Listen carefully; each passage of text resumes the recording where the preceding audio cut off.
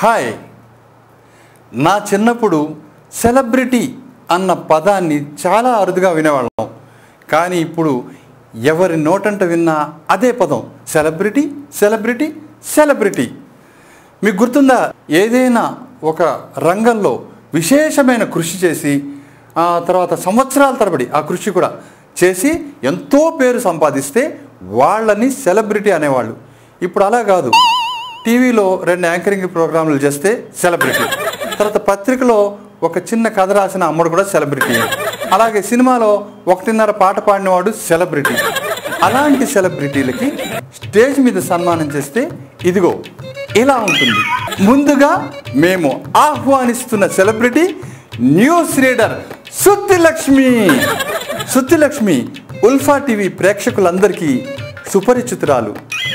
News అనేది అస్సలు అర్థం కాకుండా చదవడంలో ఆవిడది అందవేసిన చెయ్యి. కాబట్టి మన సుత్తిలక్ష్మి గారిని వేదిక మీదకి సగర్వంగా ఆహ్వానిస్తున్నాం. సుత్తిలక్ష్మి వేదిక మీదకి వచ్చింది.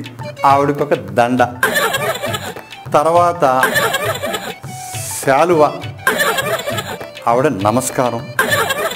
ఆ తర్వాత కళాకంత్రి సంస్థ ఆవిడ్ని స్పీచ్ ఇవ్వమని కోరారు. అప్పుడు ఆవిడ ఇలా ఇస్తుందన్నమాట.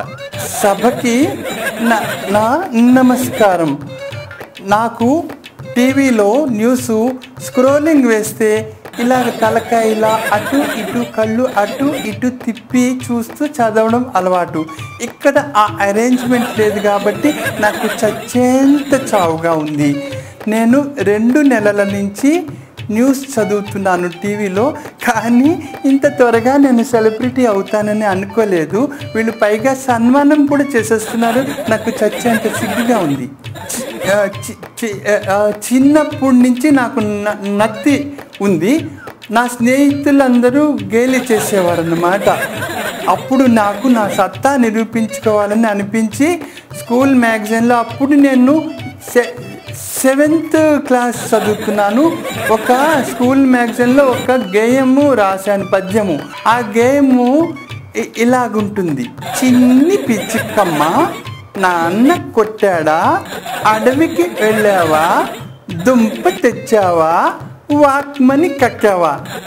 ఏమండి, బాగుంది కదా. ఇది దేనిని ఇన్స్పిరేషన్ చేసుకుని నేను రాయలేదండి, నేను నా సొంతంగానే రాశాను. తర్వాత మ్యాగజైన్లో దానిని చూసి మా హెడ్ మిస్టర్ గారు ఆమె క్యాబిన్లోకి తీసుకుని వెళ్ళి నా లెంపకాయలు చెల్లుమని వాయించి ఆ తర్వాత అదే క్లాస్లో నన్ను డిటైన్ చేసేసారు.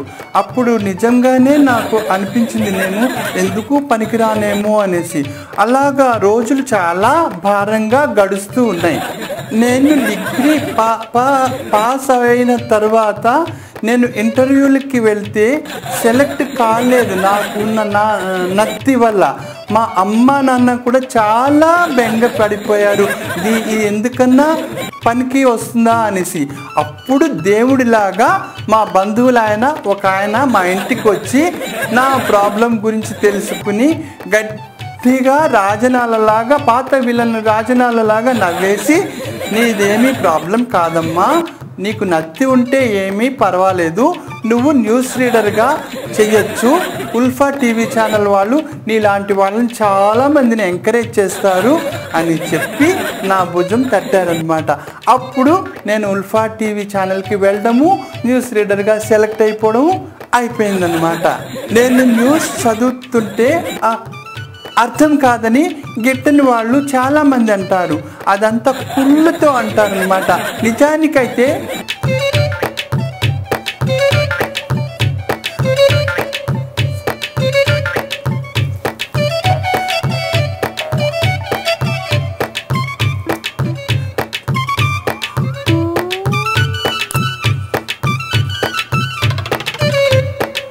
నమస్కారం అంతేనండి. నా జీవిత చరిత్ర మొత్తం విన్నారు కదా. నమస్కారం. కళాకంత్రి ఆహ్వానిస్తున్న మా 2వ సెలబ్రిటీ రాలుగాయ్ రమేష్. ఈయన తన రౌడీ చేష్టల ద్వారా, జులాయి చేష్టల ద్వారా కాలనీలో అందరికీ చాలా సుపరిచితులు. ఇప్పుడు రాలుగాయ్ రమేష్ గారిని స్టేజ్ మీదకి విజులు ఊదుకుంటూ, కన్ను కొట్టుకుంటూ రావాలని సగర్వంగా ఆహ్వానిస్తున్నాం. ఇలా ఉంటారండి ఈ కాలం సెలబ్రిటీలు. మరి మీరు కూడా సెలబ్రిటీ కావాలని అనుకుంటున్నారా? నాకు తెలుసులేండి అనుకోరని.